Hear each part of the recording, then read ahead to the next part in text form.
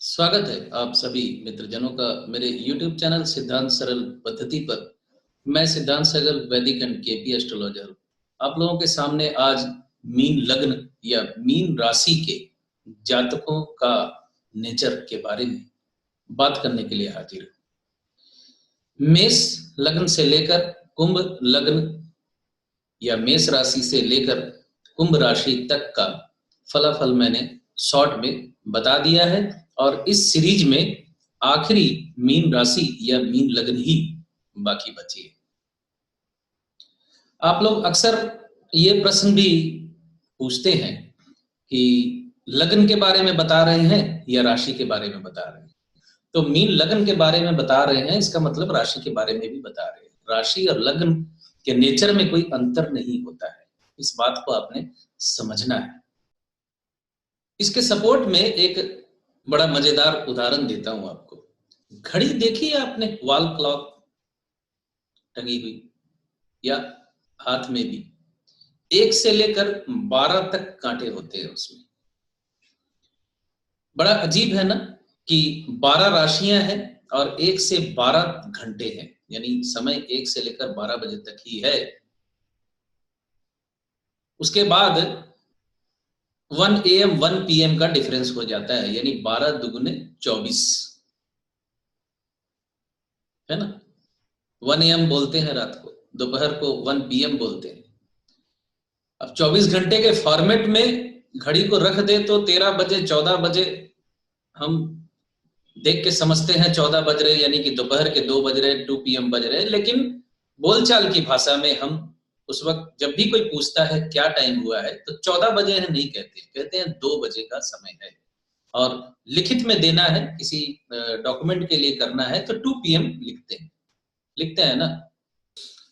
तो आप इस मजेदार सीक्वल को समझिए कि 12 राशियां होती हैं, 12 ही लगने होती हैं। तो इसे आप 1 AM 1 PM की तरह समझ लीजिए।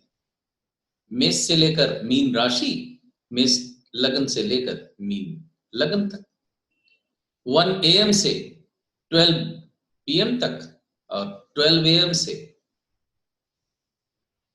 12 PM तक, 1 PM तक, है ना। 1 से लेकर 12 AM और 12 से लेकर 1 PM, लेकिन समय वही है। 12 राशियों का चक्र जिस तरह, 12 घंटे का चक्र वही घड़ी के हिसाब से, 1 2 3 4 के हिसाब से। चलिए, ये किस्सा लंबा हो गया। उदाहरण के लिए मैंने कहा आपको, तो जो मेष राशि का लक्षण है वही मेष लग्न का भी लक्षण है। नेचर की बात जब आती है तो हाँ, जन्म लग्न अलग होता है, जन्म राशि अलग होती है और लग्न देह का रिप्रेजेंटेटिव होती है, यानी लग्न देह को रिप्रेजेंट करती है और राशि जो है आपके मन को रिप्रेजेंट करती है। और सूर्य राशि जो होती है, सूर्य जिस राशि में होता है वो आपकी आत्मा को रिप्रेजेंट करती है। तो इस कड़ी में आखिरी मीन लग्न के बारे में चलिए बात करते हैं। तो मीन लग्न या मीन राशि ड्वेल स्वभाव की राशि होती है, यानी द्वि स्वभाव इसका नेचर होता है। इसका लॉर्ड बृहस्पति यानी गुरुदेव कहलाते हैं, गुरुदेव बृहस्पति कहलाते हैं। जल राशि है ये और पूर्वा भाद्रपद का आखिरी चरण, उत्तरा भाद्रपद के 4 चरण और रेवती के 4 चरण, यानी पूर्वा भाद्रपद, उत्तरा भाद्रपद और रेवती को 2.25 नक्षत्रों को लेकर इस तरह मीन राशि या मीन लग्न का गठन होता है। और सभी लग्नों राशियों की तरह ये भी जनरली 30 डिग्री की होती है। इस राशि का प्रभाव जलाशय, समुद्र, नदियां इत्यादि पे पाया जाता है और मछली पालन से मीन राशि का मेन संपर्क होता है।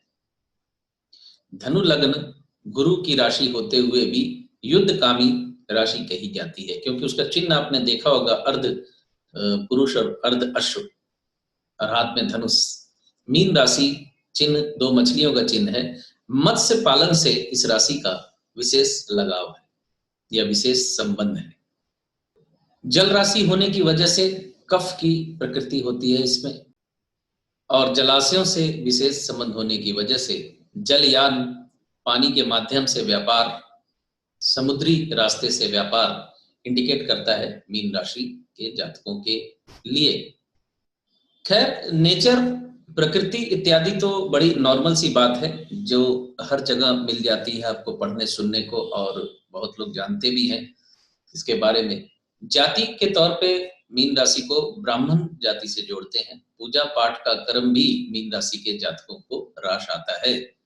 तो हमारे लिए महत्वपूर्ण जो है, जो आपके लिए महत्वपूर्ण है, जो आप एक्चुअली सुनना चाहते हैं, तो वो विषय मैं जल्दी ही ले आता हूं आपके सामने कि मीन लग्न के जातक कौन सा रत्न पहने, कौन सा रत्न न पहने, कौन सा दान करे और कौन सा दान ना करे। ये मुख्य चीज आप लोगों के इंटरेस्ट की है। तो मीन लग्न के जातक पुखराज धारण कर सकते हैं, आंख मूंद के धारण कर सकते हैं, बृहस्पति किसी भी स्थिति में पड़ा हो, किसी भी भाव में पड़ा हो। दूसरे भाव का लॉर्ड, अच्छा पहले ये जान लीजिए, बृहस्पति का दान आप नहीं कर सकते, लग्नेश का और दशमेश का दान आप नहीं कर सकते। द्वितीय भाव का लॉर्ड मंगल होता है और नवम भाव का लॉर्ड होता है मंगल। तो मंगल का रत्न आप धारण कर सकते हैं, थोड़ा सा विचारणीय है सिर्फ, नहीं तो मंगल का रत्न भी आप धारण कर सकते हैं, लेकिन मंगल का दान आप नहीं कर सकते। शुक्र तृतीयेश और अष्टमेश है मीन राशि के जातकों के लिए, और शुक्र अष्टमेश होने की वजह से शुक्र का रत्न आप नहीं पहन सकते, हीरा नहीं पहन सकते आप, शुक्र का दान कर सकते हैं आप। चौथे भाव का लॉर्ड बुध है, सप्तम भाव का लॉर्ड बुध है, बुध का दान आप नहीं कर सकते। बुध का रत्न भी आप किसी अच्छे ज्योतिष से सलाह लेने के बाद ही पहन सकते हैं, अन्यथा आंख मूंद कर आप पन्ना नहीं धारण कर सकते। पंचमेश चंद्रमा है, यानी कर्क राशि पंचम की लॉर्ड है, मोती आप आंख मूंद कर पहन सकते हैं। चंद्रमा किसी भी स्थिति में कहीं भी बैठा हो, पंचमेश का रत्न आप धारण कर सकते हैं मीन लग्न में। षष्ठेश सूर्य है, सूर्य का रत्न आप धारण नहीं कर सकते जनरल तौर पे, अगर पहनना है जरूरी है तो किसी ज्योतिष से बात करके सलाह लेकर आप माणिक पहन सकते हैं, यानी सूर्य का रत्न माणिक होता है। सप्तमेश, अष्टमेश, नवमेश, दशमेश बता ही दिया गया, बचा एकादशेश और द्वादशेश। एकादशेश शनि है और द्वादशेश शनि है। आप शनि का रत्न मीन लग्न के जातक नहीं पहन सकते, यानी नीलम धारण आप नहीं कर सकते। कर भी सकते हैं तो बहुत कम मात्रा में, 20% मामलों में, 30% मामलों में ऐसी स्थिति आ सकती है जहां आपको शनि का रत्न धारण करने को कहा जा सकता है, लेकिन अमूमन आपने नहीं पहनना है। अच्छा, सूर्य का दान आप कर सकते हैं, सूर्य षष्ठेश है इसलिए सूर्य का दान आप कर सकते हैं। शनि का दान भी आप कर सकते हैं, शनि द्वादशेश है, मूल त्रिकोण राशि शनि द्वादशेश में बैठी होती है, यानी मूल त्रिकोण राशि द्वादश भाव की लॉर्ड होती है। एकादशेश शनि होने की वजह से मीन लग्न के जातक दान करने के पहले किसी ज्योतिष से पूछ लें। ये जनरल सोच या उत्तर अपने दिमाग में ना लाएं कि दान करना तो हमेशा शुभ है, हम कभी भी दान कर सकते हैं, कुछ भी दान कर सकते हैं। जी नहीं, कुछ भी दान नहीं कर सकते आप। ये इग्नोरेंस है एक्चुअली, जो ऐसा सोचते हैं कि दान करना तो पुण्य ही है। बिल्कुल अच्छी बात है, दान करना पुण्य है, लेकिन कुछ भी दान करना आपके व्यक्तिगत दृष्टि से आपके लिए अच्छा नहीं है। यूं तो आप आंखें भी दान कर सकते हैं, जिंदा रहते हुए भी आंखें दान कर सकते हैं, तो पुण्य तो आप कमा ही लेंगे उससे, लेकिन आप भौतिक जगत में बिना आंखों के नहीं जी पाएंगे। तो प्रैक्टिकल सोच भी साथ रखिए आप। प्रैक्टिकल सोच के अनुसार आप शनि का दान सोच समझ कर कीजिए, पूछ लीजिए किसी ज्योतिष से, आंख मूंद के मत कीजिए, क्योंकि शनि प्राप्ति का कारक मीन लग्न के जातकों के लिए बना हुआ होता है। पीला रंग आपके लिए शुभ है, क्रीम कलर आपके लिए शुभ है, हरा रंग आपके लिए शुभ है, लाल शेड के जितने भी रंग हैं आपके लिए शुभ रहते हैं। द्विसभा राशि होने की वजह से मीन राशि के या मीन लग्न के जातक ऊब जाते हैं बहुत जल्दी अपनी वर्तमान स्थिति से। ड्वेल नेचर, ड्वेल विचार, यानी दो विचार हमेशा कैरी ऑन करते हैं आपके जीवन में, जिससे आपको नुकसान भी होता है। तो आपने सोच समझकर निर्णय लेना है। तो मेष लग्न से मीन लग्न तक का ये सफर यहाँ पूरा होता है। अब नक्षत्रों के बारे में मैंने आगे बढ़ाना है सीरीज, नक्षत्रों के अभी बहुत बाकी हैं। तो मिलते हैं अगले वीडियो में किसी और विषय पे। तब तक के लिए आप इजाजत दीजिए मुझे। नमस्कार। दोस्तों, क्या आप वैदिक एस्ट्रोलॉजी सीखना चाहते हैं, या आप कृष्णमूर्ति पद्धति सीखना चाहते हैं, या आप दोनों ही पद्धतियां सीखना चाहते हैं, यानी वैदिक एस्ट्रोलॉजी और कृष्णमूर्ति पद्धति दोनों, तो आप मुझसे ईमेल के द्वारा संपर्क कर सकते हैं। नीचे व्हाट्सएप नंबर दिया हुआ है, उस पर आप संपर्क कर सकते हैं। और अगर अपनी कुंडली दिखाना चाहते हैं तो व्हाट्सएप पे मैसेज कर सकते हैं। हाँ, लेकिन एक रिक्वेस्ट है कि व्हाट्सएप पे सिर्फ आप अपॉइंटमेंट लेने के लिए ही मैसेज कर सकते हैं।